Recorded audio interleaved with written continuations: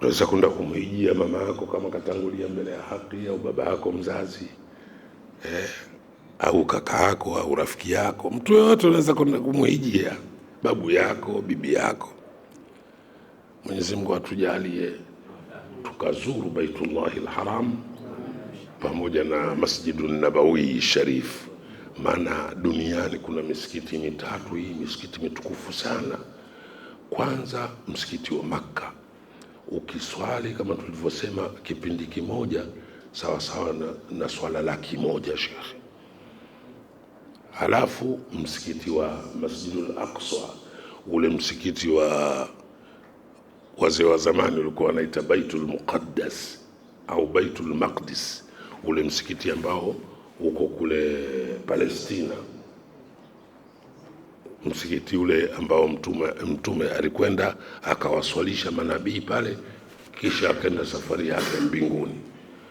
Ule ukiswali kipindi kimoja unalipwa thawabu kama umeswali swala 3,000.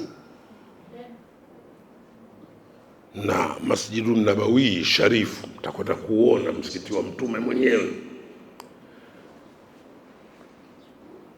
Msikiti wa mtume mwenyewe ule ukiswali kipindi kimoja sawa sana swala 1,000.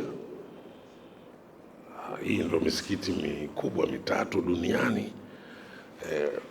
Kwa hiyo inshallah nyinyi mtakwenda kuishuhudia misikiti miwili hii mitukufu, msikiti wa Makka Baitullahil Haram, haramu ya Makka, na haramu ya Madina, msikiti wa mtume sallallahu alaihi wasallam.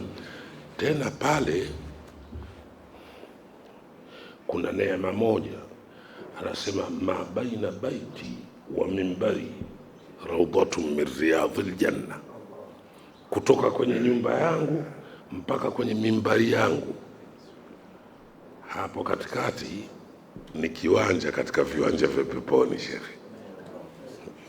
Na ukikaa pale wallahi unajikuta kama uko peponi. Yani huna majukumu kabisa, kama mwanamke huna mume, huna mtoto, huna mjukuu, huna mzazi, yani uko wewe tu peponi, unastarehe. Kama mwanaume hivyo hivyo, wallahi iko hivyo. Pale ndo utajua kweli hapa raudha min riyadhil janna. Ndo maana watu wa zamani walikuwa wanajiamini na ibada zao. Kuna wengine wameomba wafie Makka au Madina na wamekufa, wamefia huko. Wengine Mungu kawazawadia tu, kama shekhe wangu mimi Sheikh Muhammad ibn Abdul Wahid ibn Ahmad al-Azhari, bwana mkubwa sana huyu, Misri wa kwanza mwenye ilmu nyingi sana, kafia Makka.